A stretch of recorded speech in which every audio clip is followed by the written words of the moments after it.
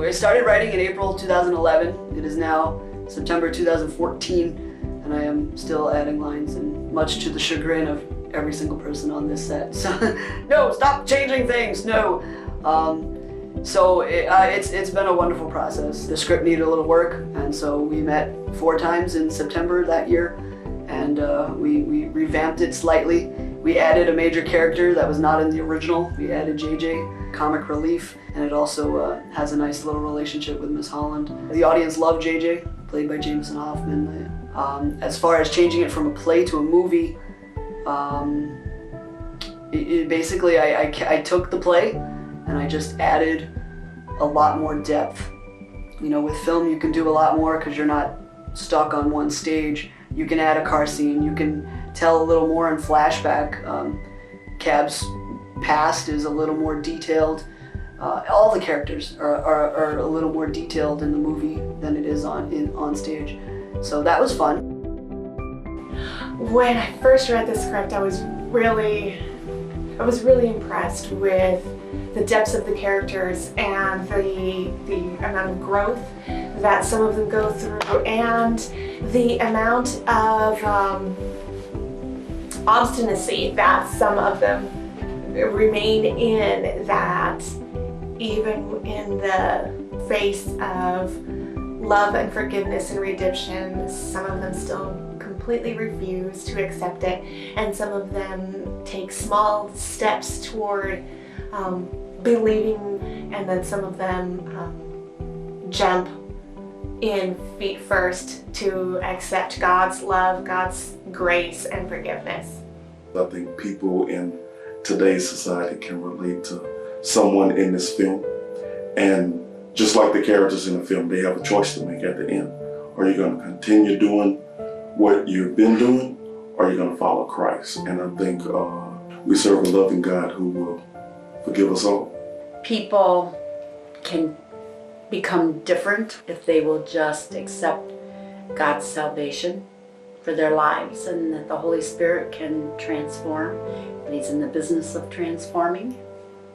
You know, the characters are real and human, and there's a story of redemption in there. Very thought-provoking. I thought it would be a good way to reach people with the love of Jesus that maybe were a little resistant in the past.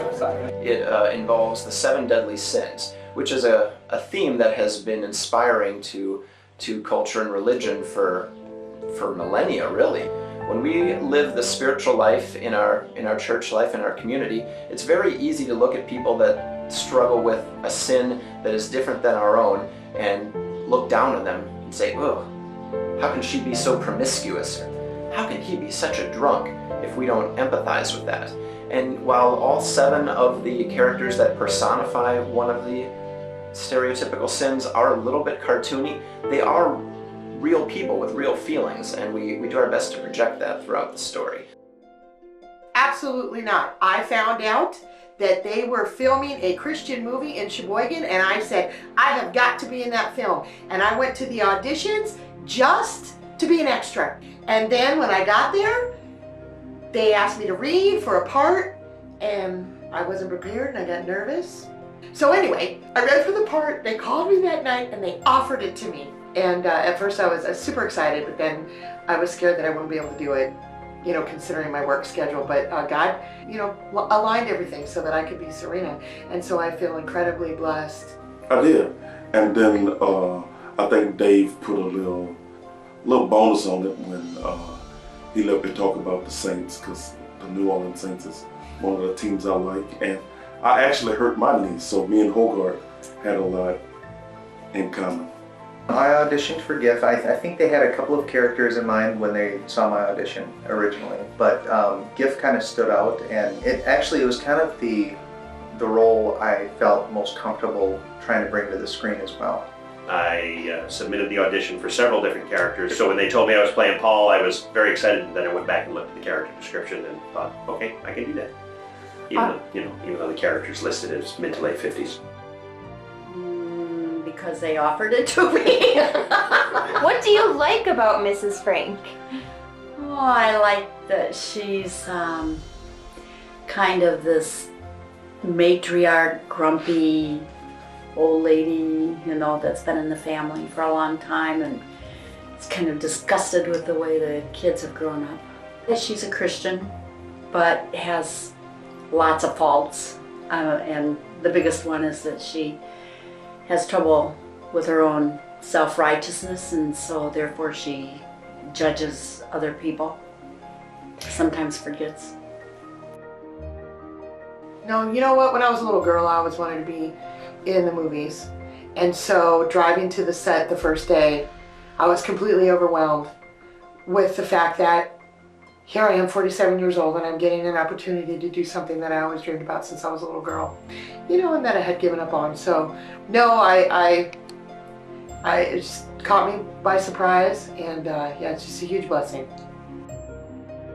There are a few, yes. The biggest one probably is because I have struggled with forgiveness, and JJ, the character, struggles. He can't forgive his cousin, but I'm excited because this movie, JJ finally does get to put that past him, and it's such a relief once you finally get past the anger and the unforgiveness. Yeah, there are some similarities. Miss Holland has a fairly dark background. I think she was an orphan, and not that I was an orphan or anything like that, but I definitely went through some big trials in my life, and I have a fairly dark portion of my past that I have been redeemed from, and Miss Holland has gone through that as well, I think. So just kind of the appreciation for how Christ can wash our past clean.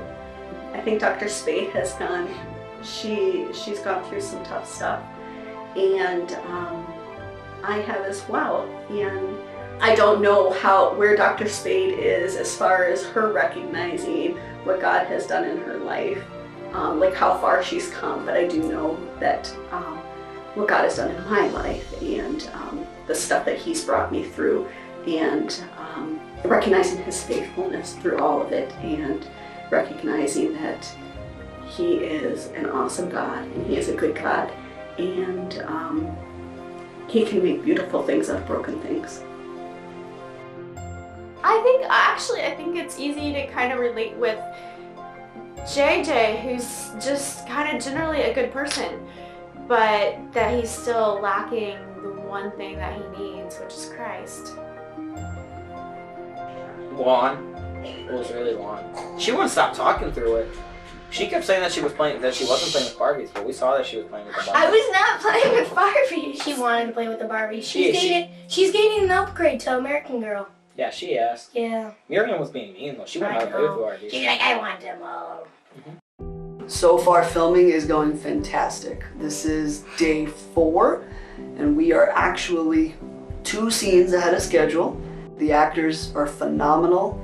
We've brought in 5 fantastic people from across the country, and we have mostly local people who are God just opened doors, and I'm just very thankful that this is all coming to fruition. It's going really well. It's been a lot of fun. The cast is awesome.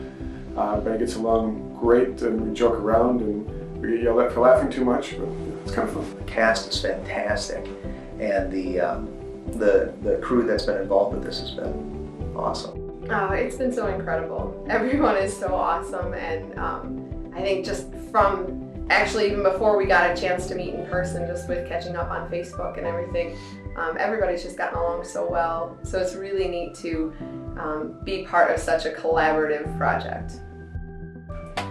We're filming the park in the birthday party. It's a birthday party. The birthday party. Not allowed to do the park. It's a party.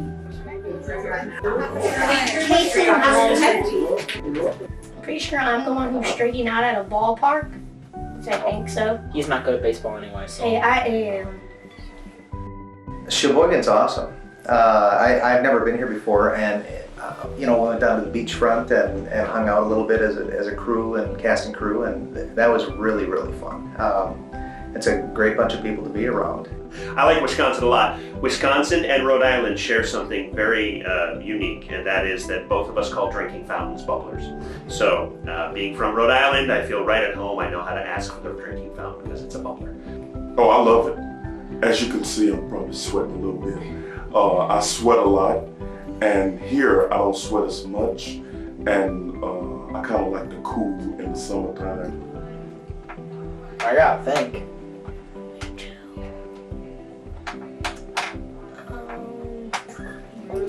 Stories where Peter walks on water. How is he not? And I don't mean that as a trite answer at all. I mean, we all make our choices, and as we make those choices, the fact that he is always faithful, that he is always getting me exactly where I need to be. Yeah, I couldn't make another step without him. I hope I have come to realize that without the Lord leading and guiding, that it's all just worthless. You know, the theme of the movie with redemption and forgiveness, and just being able to live one part of my life without Christ, and then just to be redeemed and fresh and new, and to be able to live the second part of my life for the glory of Him has changed my life incredibly, with my parenting, with my relationships, with everything. I've gone through periods in my life, through junior high school, after high school, where God is just trying to teach me the same lessons over and over and over. And one of the things that I think Evie needs to learn, and one of the things that I continually need to learn, is that Jesus is my only friend that I need. He is my love. He is my Savior. He is my friend. He is my brother. And that's just something that's really continually been with me throughout my life. And that's something that I can really identify with in my character. Well, I was born and raised in a Christian home, a very solid home, and I'm grateful for that.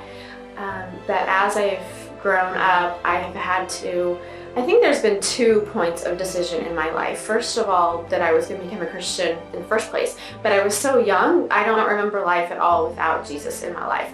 So there was still kind of this coming to age as I became an adult. So I haven't gone against anything my parents believe.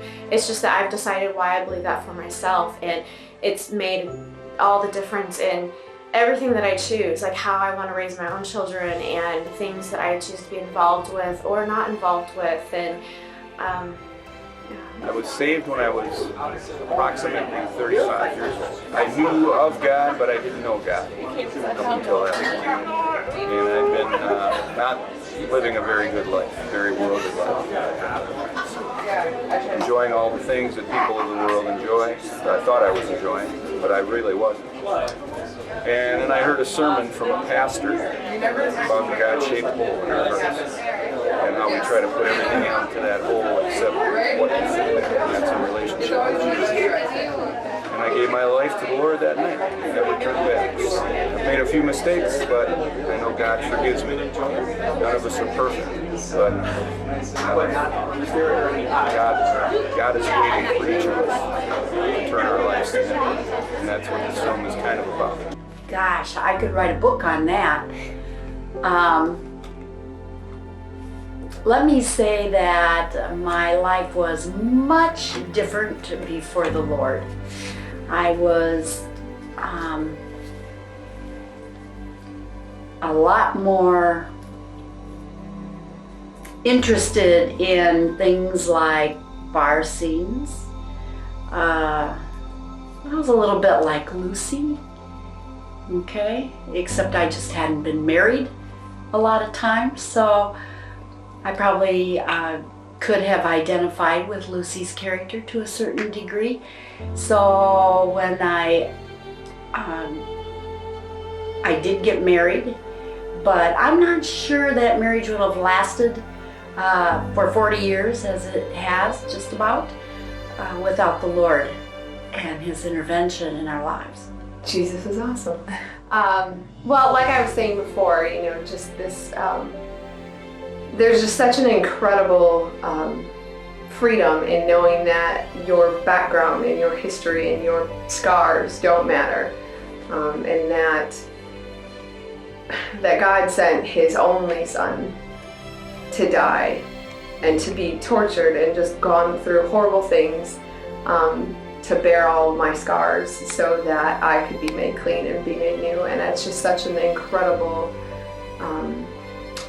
sacrifice, and I'm so thankful for his sacrifice, for God's grace in all of the screw ups since then. And it's just it's incredible that it doesn't matter who you are and it doesn't matter what you've done, that God still loves you and that he still gave his son, and he would do it again if it were only for one person. And I will forever be grateful.